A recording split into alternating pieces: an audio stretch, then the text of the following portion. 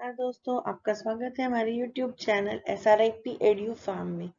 आज हम लेके आए हैं आपके लिए 3 basic equipments used in physical pharmacy lab. इसमें हम बेसिकली देखने वाले हैं specific gravity bottle, second Ostwald viscometer और थर्ड स्टेलैग्मोमीटर।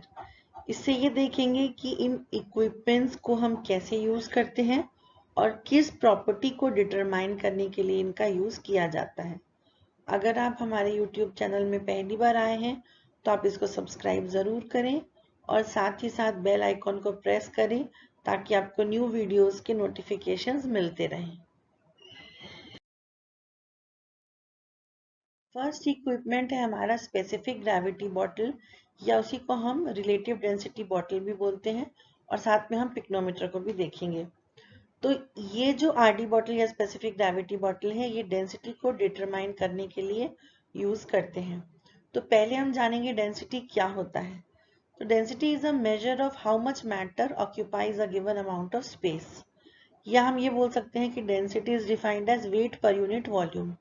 और इसकी यूनिट अगर देखें तो वेट की यूनिट ग्राम होती है और वॉल्यूम के लिए सेंटीमीटर क्यूब लिखते हैं, इसलिए ग्राम पर सेंटीमीटर क्यूब या फिर किलोग्राम पर मीटर क्यूब, ये हो गई इसकी यूनिट। अब इसको हम कैसे मेजर करेंगे, तो जैसे यहाँ पर आप देख सकते हैं आरडी बॉटल है। तो सबसे पहले आपको ये करना है कि आरडी बॉटल को एम्प्टी यानी खाली वे करना है। उसके बाद RD bottle filled with water weigh करेंगे, और third RD bottle filled with liquid weigh करेंगे। लिक्विड यानी वो सैंपल जिसकी आपको डेंसिटी निकालनी है। फिर जैसे यहाँ पर दिया हुआ W3 माइनस W1, यहाँ पर 3 जो है वो सैंपल के लिए ले रहे हैं, 2 जो है वो वाटर के लिए ले रहे हैं, और W1 यानी जो एम्प्टी आपने आरडी बॉटल वे की है वो। तो आप पहले क्या करेंगे, जो लिक्विड माइनस एम्प्टी बॉटल से आपको वेट ऑफ द लिक्विड मिल जाएगा, और वो bottle filled with water minus empty bottle करेंगे तो वेट ऑफ वाटर मिल गया। तो W3 minus W1 upon W2 minus W1। अब इधर रो 2 है डेंसिटी ऑफ द सैंपल, रो 1 है density of water. Density of water जो है स्टैंडर्ड वैल्यू, उसमें हम 0.997 ले लेते हैं। तो आप इस फॉर्मूले में पुट करेंगे जो वैल्यूज, और इधर रो 1 ऊपर चला जाएगा, तो ये आपका आ जाएगा स्पेसिफिक ग्रेविटी। अभी यहाँ पर हमको एक चीज हमेशा याद रखनी है कि जो रिलेटिव डेंसिटी या रिलेटिव विस्कोसिटी होती है उसमें कोई यूनिट नहीं होता, क्योंकि रिलेटिव मतलब हम एक किसी भी चीज को विथ रेस्पेक्ट टू अदर निकाल रहे हैं। तो अगर हम ऐसे दोनों को डिवाइड करेंगे तो दोनों का यूनिट जो है वो कैंसिल हो जाएगा और अल्टीमेटली 0 यूनिट हो जाएगा। ये एक ट्रिकी क्वेश्चन है, ये अक्सर पूछा जाता है कि रिलेटिव डेंसिटी की यूनिट क्या है, तो वहाँ हम अक्सर बच्चे लिख देते हैं ग्राम पर सेंटीमीटर क्यूब, जो कि गलत आंसर है। वहाँ आपको लिखना है इट हैज नो यूनिट्स। तो इस तरीके से मेरे ख्याल से आप समझ गए होंगे कि रिलेटिव डेंसिटी को हम कैसे लैब में डिटरमाइन करेंगे। ये बहुत ज़रूरी है आपको समझना, क्योंकि आगे जब हम विस्कोसिटी पढ़ेंगे और सरफेस टेंशन पढ़ेंगे तो दोनों में ही पहले हमको डेंसिटी निकालनी होती है। हमारा सेकेंड इक्विपमेंट है ओस्टवाल विस्कोमीटर। ओस्टवाल विस्कोमीटर से क्या डिटरमाइन करते हैं, इसे डिटरमाइन करते हैं विस्कोसिटी। अब विस्कोसिटी क्या होती है? Viscosity is a property of liquids that is closely related to the resistance to flow. ये रेजिस्टेंस टू फ्लो वर्ड आपको याद रखना है, यही आपकी विस्कोसिटी है। और विस्कोसिटी जो डिटरमाइन करते हैं उसके लिए जो इक्वेशन होता है उसको कहते हैं पॉइसलीज इक्वेशन। अब हमको इसको ये देखना है कि इसका जो अपैरेटस यूज होता है उसमें कौन कौन से पार्ट्स होते हैं। तो ये आप देखिए यू ट्यूब अपैरेटस है, इसमें ऊपर एक मार्क होता है जो मार्क ए बोलते हैं, और उसके जस्ट नीचे है मार्क बी, अपर मार्क या लोअर मार्क भी बोलते हैं। ये बल्ब 1 है, ये बल्ब 2 है। उसके जस्ट नीचे है कैपिलरी ट्यूब। तो इसको हम क्या करते हैं, सबसे पहले तो सेम जैसे पिछले बारे में देखा हमने, आरडी बॉटल लिया और आरडी बॉटल से हमने दोनों की डेंसिटी निकाल ली, डेंसिटी ऑफ द लिक्विड और डेंसिटी ऑफ द वाटर। फिर इसके साथ क्या करेंगे, इसमें हम फिल करते हैं पहले वाटर। तो वाटर में भी हमको वो टाइम ड्यूरेशन नोट करना होता है जब वाटर ए मार्क से बी मार्क तक आए। उसमें बेसिकली ये जो कैपिलरी ट्यूब है यहाँ से वाटर जो है नीचे आता है। फिर सेकेंड टाइम में क्या करना है, जैसे वाटर फिल करके किया वैसे ही आपको जो लिक्विड जिसकी कि आपको विस्कोसिटी निकालनी है वो फिल करते हैं और उसको देखते हैं कि कितने टाइम में वो ए से बी तक लिक्विड जो है वो ड्रॉप हुआ। इसको हम नोट कर लेते हैं। तो 1 ले रहे हैं यहाँ पर वाटर के लिए और 2 ले रहे हैं यहाँ पर लिक्विड के लिए।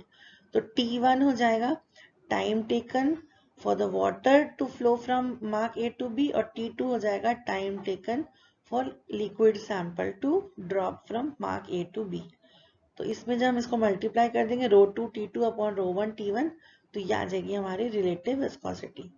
इसमें फिर वही चीज याद रखिएगा कि रिलेटिव विस्कोसिटी की कोई यूनिट नहीं होती है, लेकिन सिर्फ विस्कोसिटी पूछेंगे तो उसकी यूनिट आता है पॉइस और सेंटीपॉइस। होप ये आपका क्लियर हो गया। अब हम आते हैं अपने नेक्स्ट इक्विपमेंट में, स्टेलैग्मोमीटर। स्टेलैग्मोमीटर क्या डिटरमाइन करता है, तो it is used to determine surface tension.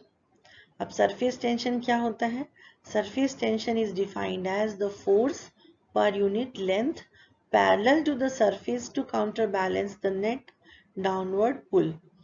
अब इसमें फोर्स पर यूनिट लेंथ है, तो फोर्स की यूनिट होती है डाइन और लेंथ का होता है सेंटीमीटर, या अगर ऐसे देखें तो न्यूटन और मीटर। तो यहाँ आपको यूनिट पूछा जाए तो आप बोलेंगे डाइन्स पर सेंटीमीटर या न्यूटन पर मीटर।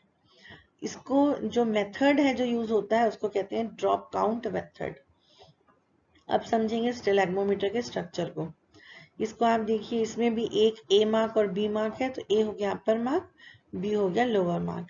बीच में एक है बल्ब और ऊपर है rubber tube to suck the liquid और नीचे है कैपिलरी ट्यूब।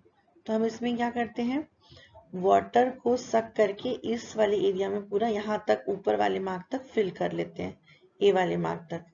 उसके बाद हम एक स्टॉप वॉच लगा के, या अभी आप मोबाइल में भी कर सकते हैं, आपको ये जो एक तो ये नोट करना है कि पिछले वाले में आपको टाइम नोट करना था, इसमें आपको नोट करना है ड्रॉप्स। तो इसमें आपको 1 बाय 1 यहाँ पर कितनी ड्रॉप्स गिर रही हैं वो ड्रॉप्स की काउंटिंग हमको करनी है। जैसे ड्रॉप काउंट है मतलब नंबर ऑफ ड्रॉप्स देखने हैं। तो जैसे यहाँ पर आप फॉर्मूला देख लीजिए, ये गामा जो है ये यूज किया जाता है सरफेस टेंशन के लिए symbol. Gamma of the liquid, या कहीं कहीं गामा 2 भी लिखा होता है, अपॉन गामा W या गामा 1।